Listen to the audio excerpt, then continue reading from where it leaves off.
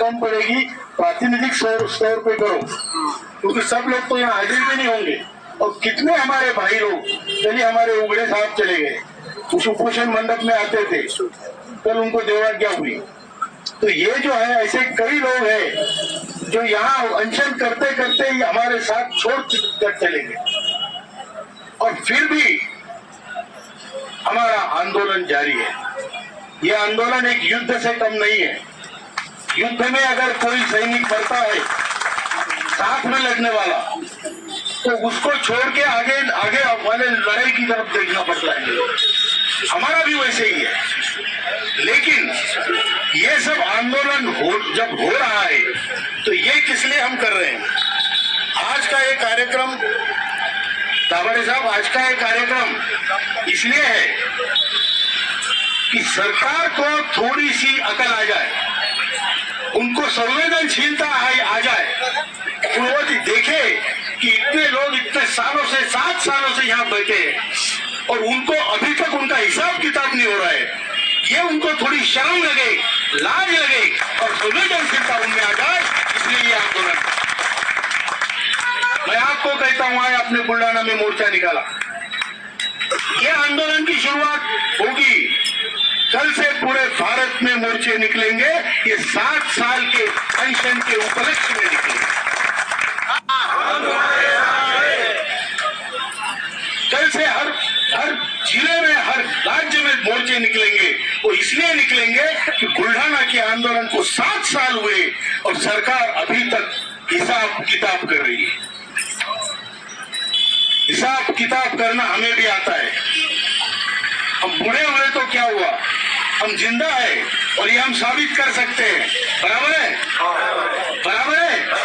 मैंने कल किसी इंटरव्यू में कहा, और आज यहाँ दोहराना चाहता हूँ कि हमारा आंदोलन 2 प्रकार से हो रहा है, एक चर्चात्मक और दूसरा संघर्षात्मक। हम चर्चा करने में विश्वास रखते हैं, डिप्लोमेसी में विश्वास रखते हैं, लेकिन जब चर्चाएं फेल होती है तो संघर्ष पैदा होता है। ये जरूर है, ये नियम है। आपको मालूम होगा, रामायण में प्रभु रामचंद्र जी ने हनुमान जी को भेजा था, अंगद को भेजा था कि जाके चर्चा करो। रावण ने नहीं माना, संघर्ष हुआ और सिंपल सादे वानरों ने बड़े बड़े राक्षसों को हराया। बराबर है कि नहीं? तो चर्चा फेल होती है तो संघर्ष होता है। महाभारत में श्री कृष्ण जी ने शिष्टाई की, उन्होंने कहा इनको 5 गांव दे दो, छोड़ो। कौरवों ने बोला नहीं, सुई के अग्र पे आएगी इतनी भूमि भी नहीं दूंगा। जब ये हुआ तो संघर्ष हुआ, और जो हल्की बाजू थी, कमजोर बाजू थी पांडवों की, उन्होंने कौरवों को हराया। कि ये हमें याद है कि हमारे लिए लेसन है और इसके हम चलेंगे। हमारी चर्चा अगर इस आने वाले बजट सेशन तक सफल नहीं हुई तो हम लोग भी संघर्ष करेंगे, और उस संघर्ष को फिर या आर होगा या पार होगा। तैयारी है, तैयारी है, बस होगा। देखिए, युद्ध वही जीतता है जिसको खोने के लिए जिसके पास कुछ नहीं होता है। हमारे पास, हम जी रहे हैं अपनी जिंदगी, खोने के लिए अब कुछ नहीं है। लेकिन जब हम डूबेंगे तो उनको ले डूबेंगे, ये जरूर बात है।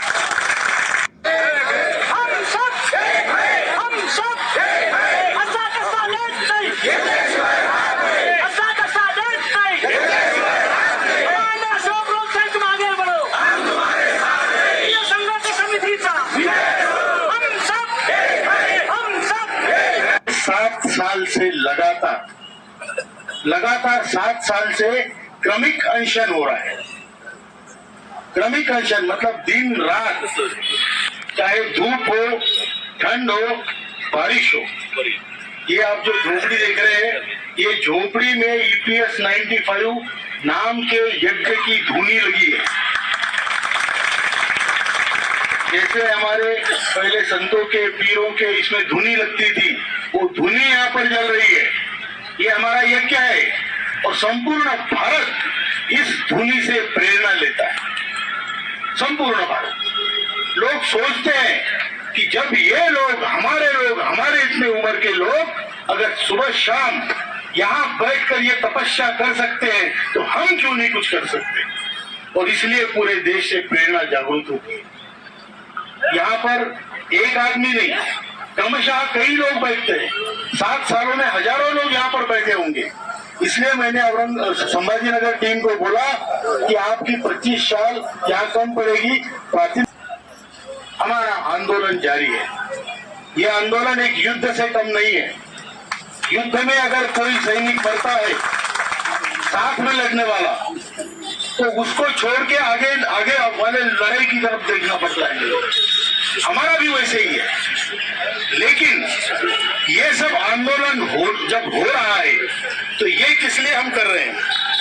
आज का ये कार्यक्रम दाभाडे साहब, आज का ये कार्यक्रम इसलिए है कि सरकार को थोड़ी सी अकल आ जाए, उनको संवेदनशीलता आ जाए, वो देखे कि इतने लोग इतने सालों से 7 सालों से यहाँ बैठे हैं और उनको अभी तक उनका हिसाब किताब नहीं हो रहा है।